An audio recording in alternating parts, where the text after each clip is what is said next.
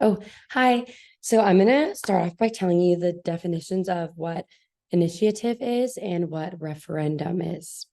So an initiative is when citizens propose a new law or change to an existing law. And a referendum is when citizens vote on a proposed law or change.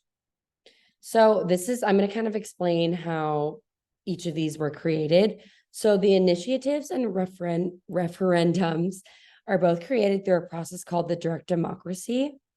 And then in an initiative, the citizens collect signatures to propose a new law or change. And if they get enough signatures, it can be placed on a ballot to be able to get votes on. And then a referendum, on the other hand, is initiated by the government or a legislature. And the citizens then are able to vote on whether they are able to approve or reject what is proposed, like what law or change is proposed. And so this is a way, both of these ways are ways for citizens to be able to directly participate in the lawmaking process. So to do a little compare contrast of each of the two. So the initiative and referendum both are forms of the direct democracy where citizens have a say in the lawmaking process. But the difference between the two is that they are different in their origins. So to explain a little bit, initiatives are made by citizens and referendums are made from the government or legislatures. Even though in both of these cases, people are allowed to vote in both of these, but in an initiative, they are voting on deciding to adopt a new law or change. In a referendum, they are voting on whether to approve or reject a proposed law or change. The main difference between the two is that the initiatives come from the citizens and the referendums come from the government of the legislature. So I'm going to tell you some pros and cons of each of these. So the pros of the initiative are that they allow citizens to be able to propose and shape laws.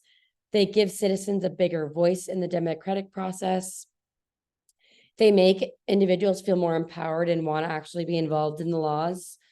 And some cons of the initiatives are that it's kind of a little too complex and too long of the ballot, which is hard for voters to understand. The pros of a referendum are they are too complex and long. Oh, no, sorry. The pros of referendum are they give an opportunity for citizens to be able to directly vote on proposed laws or changes.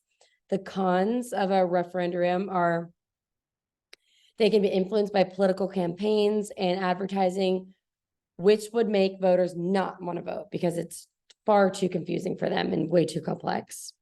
So to explain how initiatives and referendums support the idea of direct democracy as outlined in the Arizona Constitution is they support the idea of the direct democracy as it is outlined in the Arizona Constitution by being able to give citizens the power to directly participate in the lawmaking process. They give a way for individuals to have a direct say in being able to propose and approve of laws or changes that go on. And that is my presentation. Thank you.